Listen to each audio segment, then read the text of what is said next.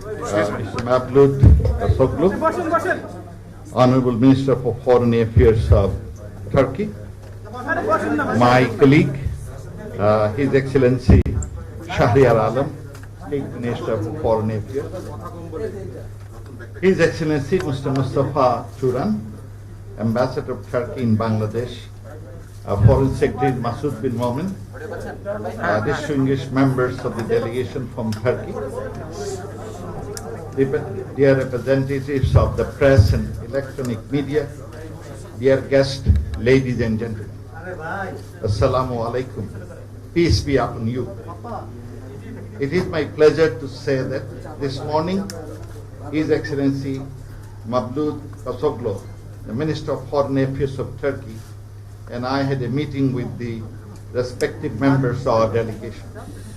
We discussed the entire gamut of our bilateral relations, including bilateral political relations, trade, investment, socio-economic developments of both the countries, fighting the COVID-19 pandemic, Rohingya issue, cooperation in multilateral forum, and the like. I'm happy to announce that this afternoon we'll attend the inauguration ceremony of the newly built chancery of the Embassy of Turkey in Bangladesh. It has been around 3 months that our chancery has been inaugurated in Ankara. These two events have brought us one step forward in our excellent bilateral relations. In this auspicious occasion, in the Mujib year, Mujib Bosho, and in the month of victory of Bangladesh, December, I pay deep homage to the greatest Bengali of all times and our father of the nation, Bangabandhu Sheikh Mujibur Rahman. I also recall the supreme sacrifices made by 3 million martyrs during the liberation war of Bangladesh, and the numerous mothers and sisters who sacrificed their honor and dignity for the cause of our independence. In this significant event, I recall with admiration the father of the nation of modern Turkey, Mustafa Kemal Atatürk. The people of Bangladesh helped their brothers, the freedom fighters of Turkey, under the legendary leadership of Mustafa Kemal Atatürk, even before we became an independent nation. Our father of the nation, Bangabandhu Sheikh Mujibur Rahman, was greatly inspired by Atatürk when he led the Bengali nation to statehood in 1971 through our War of Independence. Bangabandhu's dictum, friendship to all, malice to none, since our independence has been the bedrock of our foreign policy, which carries commendable similarity with the official foreign policy motto of the Republic of Turkey, coined by Mustafa Kemal Atatürk, which is, and I quote, "Peace at home and peace in the world," unquote. Excellencies, ladies and gentlemen, I am happy to inform you that the bust of the father of the nation, Bangabandhu Sheikh Mujibur Rahman, in Ankara, and the bust of Mustafa Kemal Atatürk will be unveiled simultaneously at an appropriate date and time in the near future. Ladies and gentlemen, the world is passing through an inflection point of history due to the coronavirus pandemic. The scale of pervasiveness of a disease has rarely been witnessed by mankind. At a time when the world altogether has come to a standstill, risking collapse in all spheres of life, economy, social, culture, diplomatic, nation states need to come together, closer, shrugging off all differences and animosities for common good. Bangladesh is ready to work with Turkey in this difficult time for the common causes of humanity. We share our knowledge and experience so far occurred through in dealing with COVID-19 and wish to encourage at public and private levels exchanging or trading off our medical innovations, equipments, medicines and procedures. I take this opportunity to commend Turkey for achieving high level of success in fighting the deadly pandemic. I also appreciate its humanitarian initiative to disperse medical aid to around 140 countries, including Bangladesh. We get jet load of equipment medical equipment from Turkey. Ladies and gentlemen, Bangladesh is often being termed as a miracle of development in the international arena. Today, Bangladesh is one of the fastest growing economies in the world. According to the World Bank, Bangladesh stands second in Asia and fifth in the world in terms of growth prospects. In 2019, the economy of Bangladesh has exceeded $318 billion mark. Despite the vicious coronavirus pandemic, the forex of the country stood highest ever, 42 billion this year. According to IMF, Bangladesh is the 30th largest economy in the world in terms of PPP. Bangladesh has already achieved the preliminary recognition of developing country graduating from LDC status. We have undertaken Vision 21 and Vision 2041 to be a middle-income country by 2021 and a developed and prosperous nation by 2041. Excellencies, ladies and gentlemen, let me take this opportunity to thank the government and the friendly people of Turkey for the most generous support and cooperation extended to Bangladesh over the years, and most significantly for being a true and reliable friend, in particular on the issues concerning Rohingya crisis. Before I conclude, let me assure the government and the people of Turkey of our firm commitment to working closely with growing trust and confidence as we strive to strengthen relations between our two countries towards common goal and prosperity. I wish Bangladesh-Turkey relations every success. Long live Bangladesh-Turkey friendship. Khuda Hafiz, Joy Bangla, Joy Bangabandhu. May Bangladesh live, Bangladesh-Turkey friendship live forever. Thank you. Now you have the floor, sir.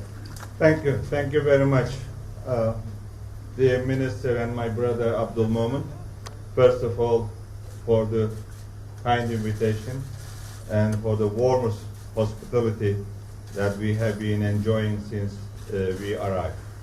I'm very happy to reciprocate your visit that you paid to Turkey in September. And during your visit, we were able to open your embassy building in Ankara. And this afternoon, we will be opening our embassy building officially together with you. I would like to congratulate Bangladesh and the nation, entire nation, for the 100th birth anniversary of Bangabandhu Sheikh Mujibur Rahman and the 50th anniversary of independence of Bangladesh. This morning I visited the Memorial Museum of Bangabandhu and I was really saddened. I am also honored to be received by Her Excellency, Honorable Prime Minister Sheikh Hasina this morning. Under Prime Minister Hasina's leadership, Bangladesh has become the rising star of South Asia and a sustainable development model for entire world. And Bangladesh will be one of the most important partners of Turkey of our Asia New Initiative. And there is a wide range of investment and trade opportunities from health to defense industry. These are the issues, some of the issues that we discussed this morning together with Prime Minister Sheikh Hasina and with my brother Abdul Momen together with our delegations. During the visit of Foreign Minister and my brother Abdul Momen to Turkey, we set a target or goal of bilateral trade volume, $2 billion. Last year it was around $1 billion, almost $1 billion. Despite the pandemic, I am happy that our trade volume has not decreased. Therefore, we have the confidence that we can reach this target, $2 billion trade volume target, in the nearest future. Thanks to economic development and growth in Bangladesh. Bangladesh is presenting a lot of opportunities for the companies. And I'm happy to see that the major Turkish companies are increasing their investment in Bangladesh. The biggest companies, I mean, in different sectors, not only in textile sector. And as Turkey, we are encouraging Turkish companies. And Bangladesh is also realizing giant projects. And Turkish construction companies are one of the best in the world. We are second after China in construction sector. Therefore, they are also interested to undertake all those possible projects in the future. And I just mentioned the defense industry. And I just upstairs explained the advantages of Turkish defense industry. One of the best quality, very competitive price, no conditionality, no preconditions or political conditions. So I'm sure Bangladesh will take advantage of this as well. And I would like to congratulate Prime Minister Sheikh Hasina and the government here for their successful fight against COVID-19. And friends are needed in difficult times, and we showed our solidarity with Bangladesh and Bangladeshi people, and we will provide more support if Bangladesh needs. Bangladesh is also producing personal protective equipment. That Turkey has provided equipment to 156 countries and 12 international organizations. Turkey is, during the pandemic also, the leading country in humanitarian assistance. And we also discussed how to build Turkish hospitals here in Bangladesh. And we are working on different models, and hopefully in the future we will be able to build the hospitals here in Bangladesh. Ladies and gentlemen, therefore we have had very fruitful discussions today, and we will continue our discussions at working lunch. And today, in addition to our bilateral relations, we of course discuss also the regional matters, and where Turkey and Bangladesh have common position and stance. Also, Ummah's common issues. And we agreed once again that we will continue defending the common causes of Ummah. And I would like to thank once again at the end Bangladesh for their support to Rohingya people. We know that it has been a huge burden, and this burden should be shared by international community. As Turkey, we have been supporting these vulnerable people, and Bangladesh from the beginning. And in the future, we will continue also supporting. And these people should be able to go back to their homes. And this is one of the areas that we will continue spending efforts at every level. And we need to also continue working with Myanmar for a safe, voluntary, and dignified return. So once again, thank you very much for the warm hospitality and for the discussions we had. And I would like to have you also, I will be very happy to have you at the Foreign Minister meeting of Asia Cooperation Dialogue on January 21st. Turkey is assuming the chairmanship of this organization, regional organization at this moment. Once again, thank you very much. Without and long live Turkey, Bangladesh friendship. We are hoping to have the president here. Inshallah. That President Erdogan received the invitation, and very happy for that. If pandemic allows him to, and he will be very happy to visit Bangladesh in 2021. Thank you. Any question? Yeah. Microphone. how my question is for the foreign minister. How do you see the potential of technology transfer in the areas of defense and Well, Turkey is ready for joint production and technology transfer. And we don't produce everything, but Alhamdulillah, we are producing more than 75% of our needs right now. Because in the past we had difficulties to procure defense industry items from even allies. Therefore, we started producing our own need, and we invested a lot. And we have been also having joint ventures and technology transfer with some allies and neighboring countries in Turkey.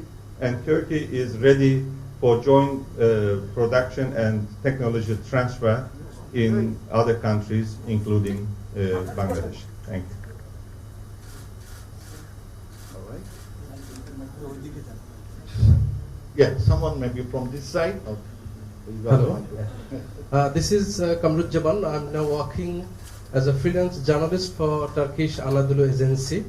My question to Turkish Foreign Minister: you are working from the very beginning for the welfare of Rohingya, and 25,000 Rohingya people you provided food for many months from the very beginning. But sir, you know that these persecuted people need education, because repatriation is also you and the Bangladesh government is also wholeheartedly trying for peaceful and dignified Rohingya repatriation, but it takes time. So for these persecuted people, they need higher education. And once upon a time, Turkey announced that they will provide seats for some Rohingya people for higher education. Do you have any plan to continue these or higher education opportunities for these persecuted people? Thank you very much. Thank you very much. As I said, Turkey can understand the situation of Rohingya people and also the burden on the shoulder of Bangladesh better than or more than any other country, because we are the most refugee hosting country in the world. We are hosting 4 million refugees, and 3.6 million of them are Syrian refugees. And there are almost 1 million school-age refugees in Turkey, and almost 80% of them can go to school today. So it means that Turkey has been investing in education in Turkey, and also provided education for the refugee children. Therefore, here in Bangladesh, we propose to build a camp, proper camp for the refugees. And this is also one of the issues that we just discussed again. And if any land flood is provided, we can build a proper camp to improve the living conditions of these people, vulnerable people, and including everything: schools, hospitals, land hospitals, and whatever it is needed, including the mosque or masjid. And currently we have, by the way, there still the land hospital clinic, and also we still provide the hot meal for these people. And we will continue supporting Bangladesh. And we can build schools here for this purpose, and we can provide Turkey scholarship for further studying in Turkey at the universities. We have been providing scholarship for Bangladeshi students as well, but we can work on a special program, education program with the host country. So Turkey is ready for that. Thank you. Thank you, Minister. You have mentioned that the Rohingya issue has become a huge burden for Bangladesh, and you also mentioned about sharing burden by the international community. Do you think that the international community is doing enough in terms of sharing burden? And my second question is, you are aware that our government has started relocating Rohingyas to Bhasanchar. Do you support this process, and how? Can you repeat the second question? Second question is, our government has started relocating. Your what started? Government started Relocating. Okay. All right. relocating Rohingyas to Bhasanchar. Okay. And how Turkey can help this initiative? Those who are already ambassadors. Thank you. Well, as I said, we are the most refugee hosting country, and we have spent more than $40 billion for the refugees in Turkey. Unfortunately, this burden has not been shared well by the international community. What we received from entire international community was a little bit more than $1 billion. And we had an agreement, joint statement with European Union, and they pledged 6 billion euro, and they actually promised to transfer this not to our budget, but to the Syrian refugees by the end of 2018, and it is already, we are at the end of 2020, and a little bit more than 50% of this amount has been transferred for the refugees. And I see the same problem here in Bangladesh. Unfortunately, they praise Bangladesh for this hospitality and very nice words, but we don't want to see only words, but also deeds and deeds, and they need to provide more. With regards to this relocation that you mentioned, to the one island, I couldn't remember the name of the island now, I just advise that Bangladesh should cooperate with United Nations and UN agencies, relevant agencies like UNHCR, IOM. So this is also in line with our proposal that we can build much better camps for refugees. Of course, we should continue be very firm on our stance, on our policy that they should be able to go back. But until they go back, they deserve better living conditions. Thank you. I think that's enough. You have, I think this is enough. All right. You have one more question? Maybe this is the last one. Okay. Thank you.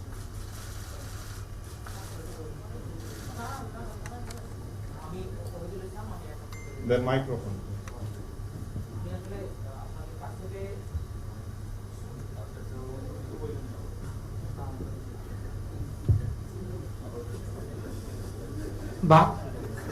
আমরা দেখছি যে করোনার কারণে European দেশগুলি লন্ডনের সাথে plane যোগাযোগ বন্ধ করছে।